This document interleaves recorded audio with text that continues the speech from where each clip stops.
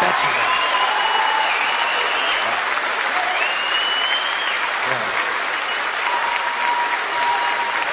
All right, y'all. It's Anti-War Radio, Chaos 92.7 FM in Austin, Texas. And, well, I get a whole hell of a lot of my information from the Informed Comment blog of Professor Juan Cole from the University of Michigan. And I'm happy to say that we're featuring his article, The Real State of Iraq, as our spotlight today on antiwar.com. The website is juancole.com, the Informed Comment blog. And it says at the top of the blog now that Juan is president of the Global Americana Institute. What's that? Oh, hi, Scott. The Global Americana Institute is dedicated to translating classics of American political thought into Arabic and other Middle Eastern languages. Oh, that's great. Give us some examples. Well, we've got a team working on Thomas Jefferson's essays right now in Cairo, and we hope to do a volume of Martin Luther King. That's great. These things haven't been done. You can't get Jefferson's essay on religious freedom in Arabic. It's never been translated. Wow, that's awesome. Well, you know me, I'm going to recommend some Ludwig von Mises and some Murray Rothbard for you. But, thank you.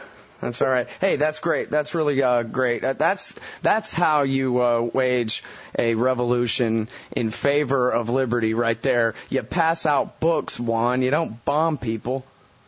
Well, I agree entirely, and I think the Founding Fathers would also agree.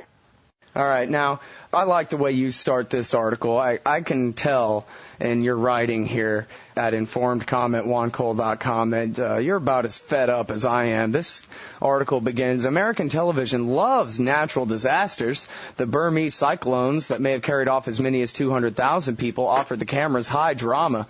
The floods in Wisconsin, Iowa, and Missouri along the Mississippi River, which have wiped out thousands of homes, have been carefully detailed hour by hour.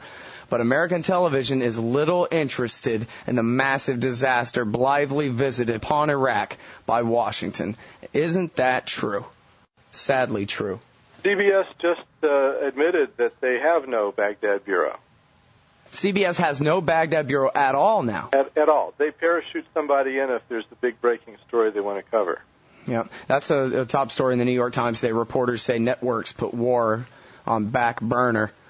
About how, it's just so expensive, to have people hold up in the green zone all day reporting talking points. I don't know what's so hard about that, really. Well, I mean, it's more expensive than not doing it, and these are corporations. They're making money. Right. They're only the same ones who lied us into this war in the first place. It's not like they have any responsibility toward how it turns out. Yeah, polling shows that CBS watchers were actually more misinformed about things like Iraq's weapons of mass destruction, so-called, and connections to Al-Qaeda, than were watchers of Fox Cable News.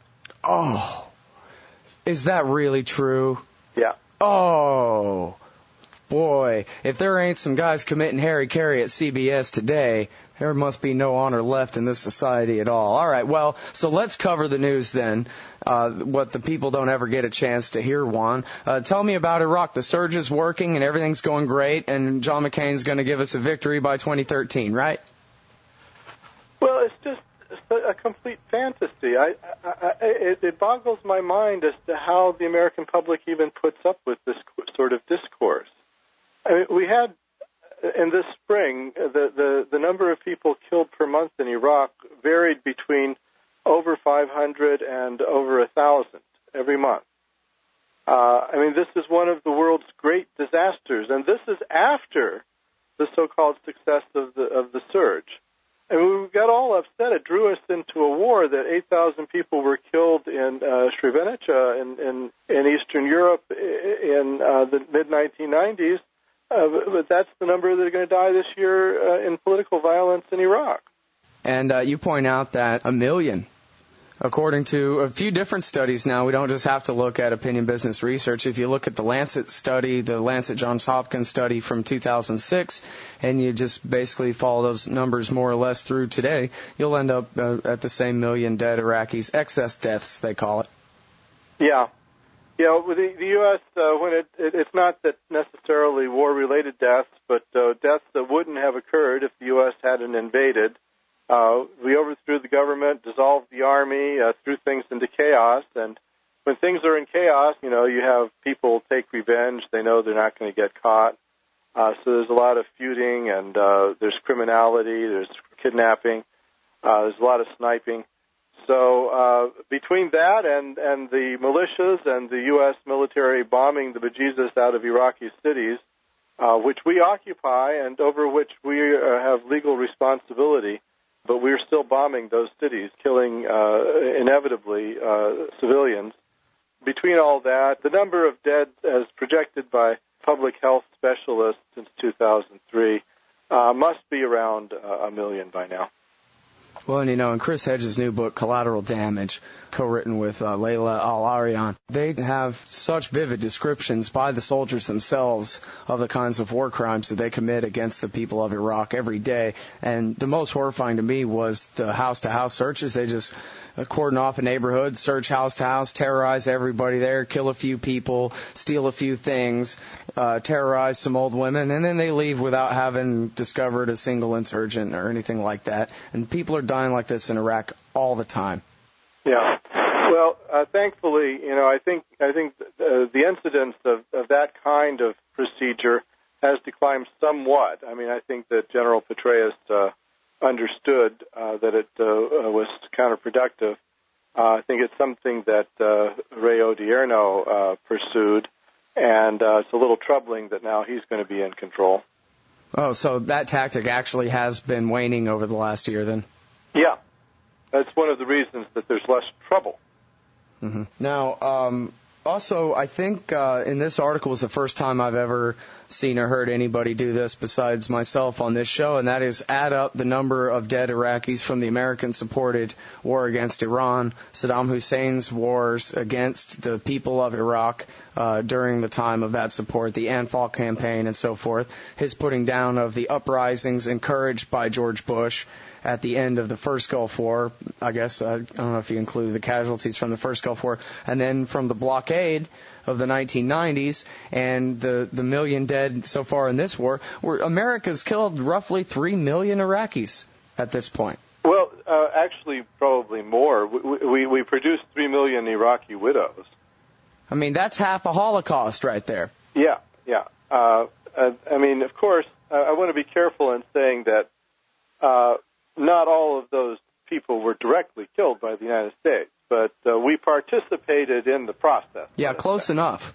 I mean, Saddam Hussein was our CIA's guy since 1958. It was America's government's fault that he was ever the president of Iraq.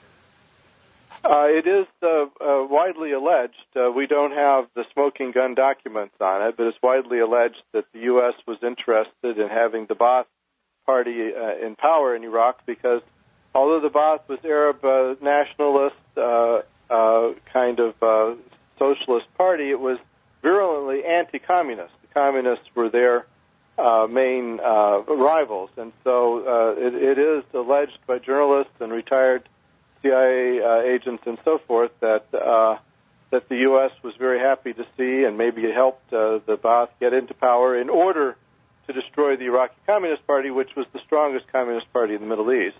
That once that was done in the late 60s, the U.S. Relations with Iraq were cool in the 70s, but then with the Iran-Iraq War, the rise of Khomeini, famously President Reagan sent Donald Rumsfeld to make up with Iraq in 1983. Mm-hmm. And we backed Iraq as our guy in the 80s. Well, I remember seeing a document actually it was just in a video. I forgot. I think it may have been Why We Fight with Chalmers Johnson, and they showed a clip of a CIA document that called Saddam Hussein a presentable young man that, at least supposedly went back to the 50s or 60s or something.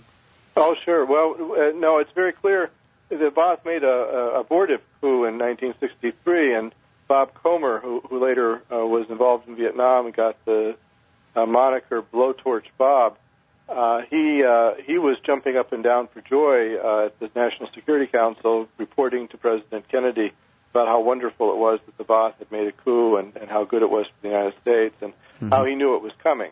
So it's all very suspicious. Yeah. All right. Now, I know you have to go, and I do too, but real quick, I'd like you to address the fact that the 5 million refugees aren't streaming home. So what does that tell you about how well the surge is working, Juan?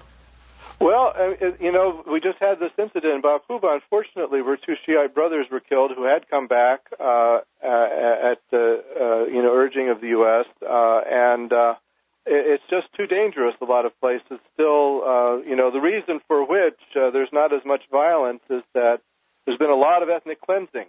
And if you try to reverse the ethnic cleansing and bring people back, you might have a spike in violence. So those millions of Iraqi refugees who are living penniless, without work, their kids are not in school, often there's malnutrition, there's survival sex, in places like Jordan and Syria, they aren't coming back in any big numbers, and that tells you that they're still afraid.